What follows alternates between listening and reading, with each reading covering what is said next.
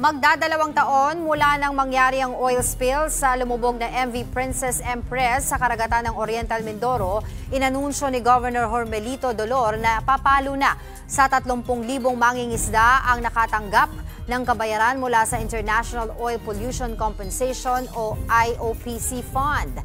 Para po sa dagdag na detalye, makakausap po natin si Bungabong Oriental Mindoro Mayor Elgin Malaluan. Magandang tanghali po sa inyo, Mayor. Thanks for joining me today. Magandang tanghali, Mama Angela, at saka sa sumusubaybay at nakikinig sa iyong programa sa One Balita Pilipinas. Opo, Sir Mayor, balikan lang po natin yung ilang mangingisda po sa inyong nasasakupan. Ito po nga naapektuhan at kabilang nga po dito sa nabigyan ng compensation. Pakibigyan niyo po kami ng update tungkol po dito. Yung mga na-interview, mayroon pang na-interview na hindi nabigyan, pero kukunti na lang. Marami nang nabigyan, halos lahat na. Ang hindi pa lang nabibigyan ay yung may mga fish pond na kung saan ay naapektuhan din ng oil spill na pumasok doon sa kanilang fish pond. Yun lang ang hindi pa nila nabibigyan. At yung iba, meron parang mga 40 na lang ang hindi nila nabibigyan na interview nila. Opo, ano po yung pangunahing rason? Bakit hindi na po sila nabibigyan?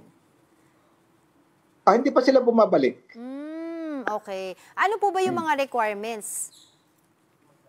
In-interview sila, base doon sa interview nila, doon lang nila nagbabase kung magkano ibibigay nila para sa assistance. Can you give us also po yung ballpoint po, yung magkano po yung natatanggap po nila? Depende. Merong nakakatanggap, pinakamalaki ay 120,000. Okay. Ano po yung nun? Yung pinakarason, bakit po 100,000? Kasi may nakita rin po ako sa balita, may iba nakatanggap naman po ng almost 700,000. Depende po doon sa kanilang laki ng kanilang bangka. Halimbawa, yung bangka nila ay basnig, malaki yung nahuhuli na nire-report nila. Doon sila nagbabase. Pero kasi Mayor... Pero dito sa amin, ang po. pinakamalaki ay 120 nabigyan. Pero Mayor, meron po kasi mga napaulat din po na nade-deny din daw po yung claim application ng ilang mga operators ng malalaking fishing boats o yung tinatawag po na pangulong. Meron po ba kayong impormasyon tungkol dito? Wala naman kami gaanong pangulong dito sa bayan ng Bungabong. Puro lang maliliit na mangingisda. Kasi ang ano daw po nila, ang rason nila, hindi po sila binigyan ng compensation kasi hindi naman daw po apektado yung kanilang lugar ng oil spill. Pero nagdeklara naman daw po ng pagbabawal ng pangingisda ang PCG sa kanila. Kaya nga daw po yung kanilang hiling na sana mabigyan din sila. Pero dyan po sa area nyo, Mayor, wala. Marami na pinagbawal talaga ang pangingisda noong panahon na yon, yung may kasalukuyang may oil spill. No? Pero hindi rin naman nagtagal, mga 1 month siguro, na hindi sila nakapangisda. Siguro na lang po, update na lang din po sa inyo kung ano po yung magiging aksyon ng LGU para po matiyak na makakakuha po ng compensation lahat po ng naapektuhan sa oil spill. Kasi ito po ay 2 years ago pa po nang mangyari itong spill na to.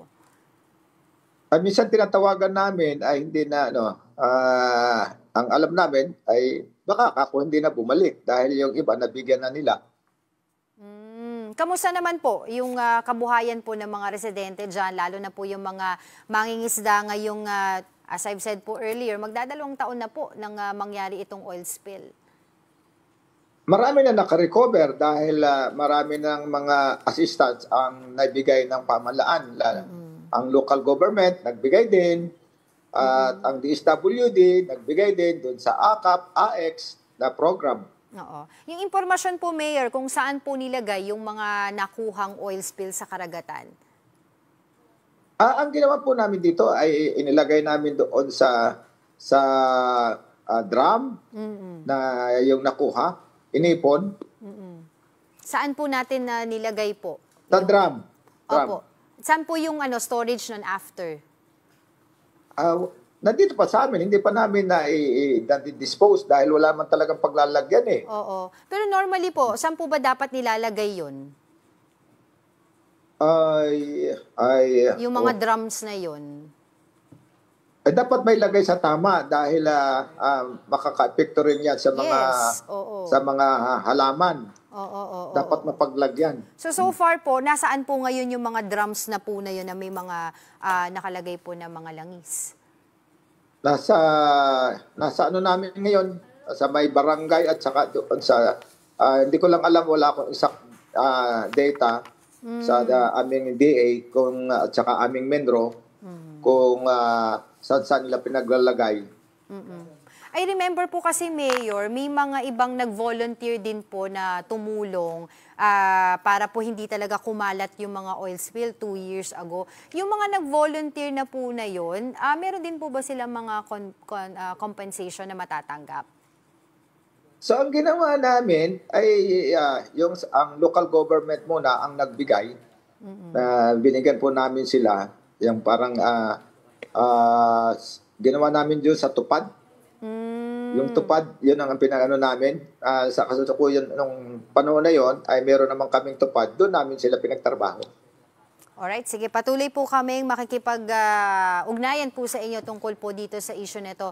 For the meantime, maraming salamat po sa inyong oras. Bungabong Oriental Mindoro Mayor Elgin Malaluan.